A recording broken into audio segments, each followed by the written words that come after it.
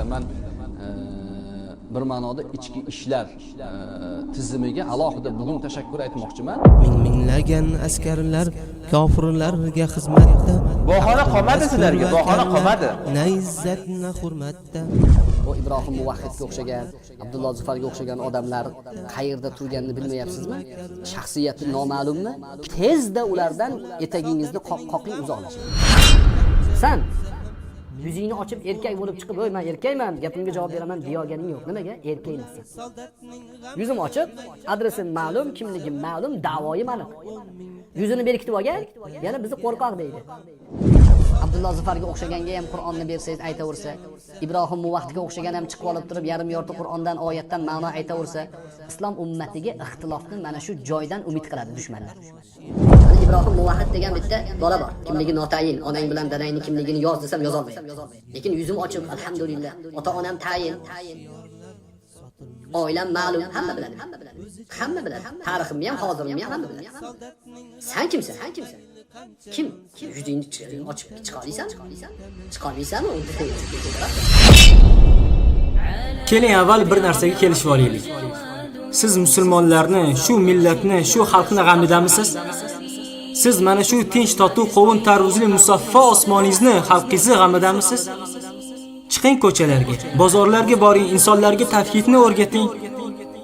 Al-valo val barodan, kufr bit-tog'utdan so'zlang. İnsanlarni yaxshilikka buyurib yomonlikdan qaytaring. Siz shu xalqni g'amidamisiz? Ko'chada muslimalarni hijobiga, niqobiga osilishmoqda. Siz musulmonlarni g'amidamisiz? Chiqing, birodarlarni soqolini qirishmoqda. Yoki siz meni yuzimni g'amidamisiz?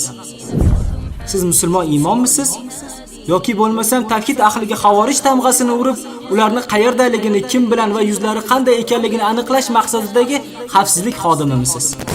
Ha, siz avval xavfsizlik xodimi bo'lib, so'ng salla kiygan insonsiz. Siz bizni aldasangiz ham Alloh azza va jallani aldolmaysiz. Walau nasha'u la araynakahum fala araftahum bisimahum. Albatta biz xohlasak, sizga ularni siymolaridan bildirib qo'yamiz. Wala ta'rifannahum fi lahnil qawl. Siz ularni gap ohanglaridan, gap so'zlaridan tanib olasiz deydi Alloh azza va jalla. Sizga meni yuzim qiziqmi? Keling, gapni bo'lmasam yuzi ochuvlardan eshitamiz. Bahona qolmadi sizlarga, bahona qolmadi. O'zi bahonalaring faqat bu iymon keltirmaslik uchun xolos tug'yondan gapiryapsizlar. Billahi yu'minun, balki o'zi iymon keltirgan yo'q. Endi bu odam yuzini yashirib gapirsa, u bahonang xolos. Ishonging yo'q o'zi. Mana yuzimizni yashirganimiz yo'q. Otamiz kimligi ma'lum, onamiz kimligi ma'lum, aka opamiz kimligi ma'lum. Nechinchi yil tug'ilganmiz, o'zlaring aytib turibsizlar. Demak, endi bir odam yuzini yashirsa bahona qilma, yuzingni ochdi. O'zi iymon keltirgan yo'q. Xo'p, masalan, yuzi yopiqligi uchun ishonmayapsan ekan bir odamning gapiga. Mana yuzimiz ochiq, nimaga ishonmayapsan? Xo'p, jihad qilmaganimiz uchun ishonmayapsan ekan jihad haqligiga. Mana jihad qilayotganlar bor. Nimaga ularga ishonmayapsan? Bu bahona. Alloh oyatda aytgandek, balla yu'minun. O'zi iymon keltirgisi yo'q, ishongisi yo'q o'zi. Buncha janjal nima kerak deydi Alloh chiqib qarang. Nima kerak? Qur'onga aytingiz siz buni, menga aytmang. Alloh o'rgatyapti, bitta qul ayting, udsa buding. Bu haq bilan botil o'rtasidagi kurash uchun yaratgan. Validalika xalaqahum. Alloh bizni shu uchun yaratgan.